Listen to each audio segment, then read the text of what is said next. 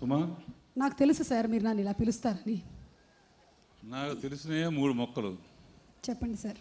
దారిలో వస్తున్నప్పుడు media point అని పెట్టారు, తెలిసిన 3 మొక్కలు అక్కడ మాట్లాడేశాను. సేమ్ టీవీలో వస్తుంది. ఇంతకన్నా నేను మాట్లాడలేను. నువ్వేమైనా చెబితే. అందరికీ నమస్కారం. ఫ్యాన్స్ అందరికీ ఒక శుభవార్త.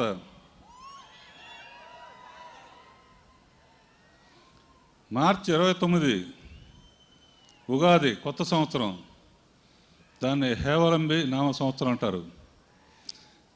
అసలైన ఉగాది ఏప్రిల్ 28. దాన్ని బాహుబలి నామ సంవత్సరం అంటారు.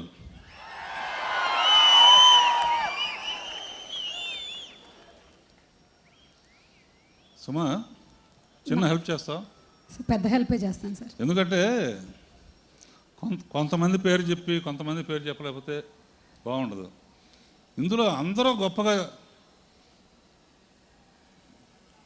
యాక్ట్ చేశారు, గొప్పగా తీశారు. పైగా నాకు అర్థం కానిది ఒకటే, ఆ విఎఫ్ఎక్స్ అంటే ఏంటో, గ్రాఫిక్ అంటే ఏంటో తెలియదు. పిక్సెల్స్ అంటే నీకు తెలిసినట్టు యాక్ట్ చేసావు.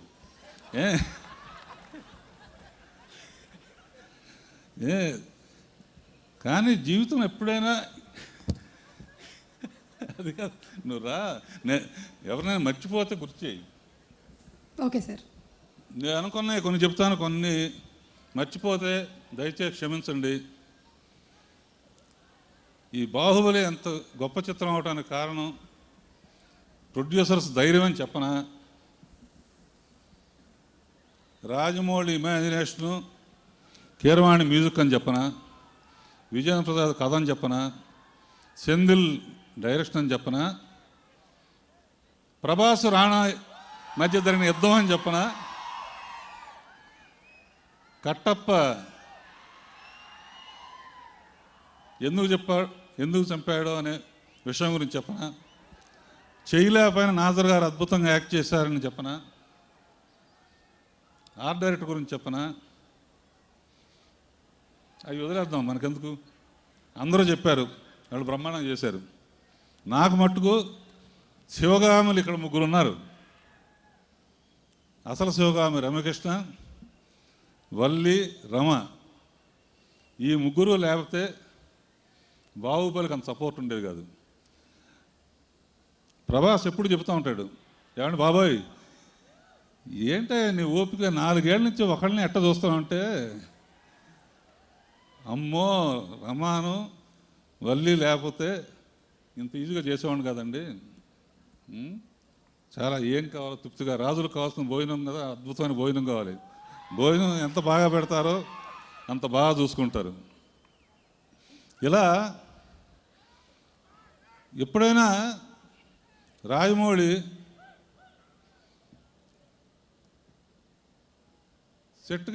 సెట్టు రండి అనేవాళ్ళు. నాకు ఎందుకంటే మనం వెళ్ళి ఏం చేస్తాం, అద్భుతంగా తీస్తున్నారు. వెళితే ఎక్కడ కట్టప్ప ఎందుకు చంపాడో తెలుస్తుందని భయంతో వెళ్ళలేదు. నేను కూడా ఇప్పుడు కట్టప్ప ఎందుకు చంపాడా అని సెకండ్ పార్ట్ కోసం ఎదురు చూస్తున్నాను, అందుకనే వెళ్ళలేదు. కానీ రాజమౌళి నెక్స్ట్ టైము బాహుబలి 3 తీస్తే అందులో ఒక షాట్ అయినా నాకు తీసే అవకాశం ఇయ్యి. తర్వాత ప్రభాస్ అండ్ రాణా,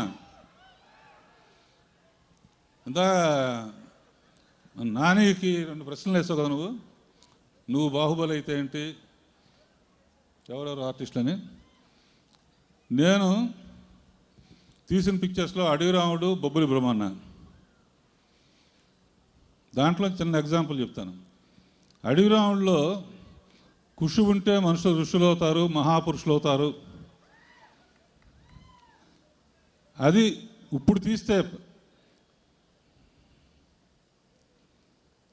ఏమని రాపిస్తాను తెలుసా పాటకి, కృషి ఉంటే మనుషులు ఋషులు అవుతారు, మహాపురుషులు అవుతారు, తరతరాలకి చెరగని మహా బాహుబలులు అవుతారు అని. అదే బొబ్బిలి బ్రహ్మాన్ని ఇప్పుడు తీస్తే మా అన్న తమ్ముడు అనుకుంటాం, బొబ్బిలి బాహుబలి అని పెడదాం. తర్వాత మీ అందరూ తెలియని సీక్రెట్ ఒకటి ఉంది. అందరూ నన్ను ఏమడుగుతారంటే, ఏమంటే మీరు పద్మశ్రీ పద్మభూషణం ఏదో వచ్చిందా అని అడుగుతారు. నేను పెద్ద ఇంట్రెస్ట్ చూపిస్తుంది దానికి.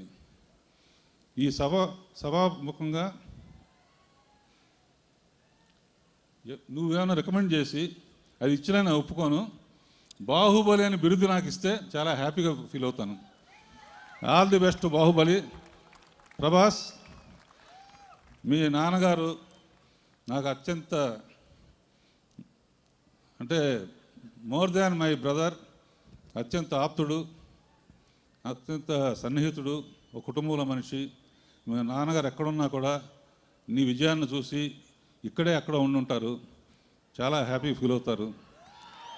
ఫైనల్గా సుమా, ఇందాక కృష్ణనాథ్ గారు వస్తున్నప్పుడు ప్రభాస్ వచ్చి పైకి తీసుకొచ్చాడు కదా, నన్ను పైకి తీసుకొచ్చినప్పుడు అనుష్కని తమన్నానే తీసుకురామని చెప్పొచ్చు కదా. అనుష్క టైంకి లేదు sir. Ya, Tamannaah could have, but she was busy talking to Bhallala దేవుడు. నెక్స్ట్ టైం ఇట్లా తప్పు చేయకు. అలాగే sir. All the best Baahubali. ఎవరైనా మర్చిపోతే క్షమించండి. నేను దింపుతాను సార్ మిమ్మల్ని. రాజీవ్ కోపం వస్తుంది. Sir, one final question. ఇందులో మీ శిష్యుడు రాజమౌళి గారు ఏదైనా ఒక సాంగ్లో మీ ట్రేడ్ మార్క్ ఫ్రూట్స్ ఏమైనా వాడారా? ఇప్పుడు రాజమౌళి బాహుబలి, నేనే రాజమౌళి సినిమాలో ఒక షార్ట్ అని తీస్తాను అడుగుతాంటే శిష్యుడు అంటావేంటి? అది దాటిపోయాడు. బట్ రాజమౌళి, నీకు కీరవాణి సపోర్టు, ఫ్యామిలీ సపోర్టు, మా అందరి సపోర్ట్ ఉన్నంత వరకు ఇట్లాగే బెస్ట్ ఫిల్మ్స్ తీస్తూ ఉండాలని ఆశీర్వదిస్తున్నాను. All the best. Anushka garu అన్నారు కదా, మాట వరుసకైనా అక్కడ వరకు రావచ్చుగా మీరు ఒకసారి.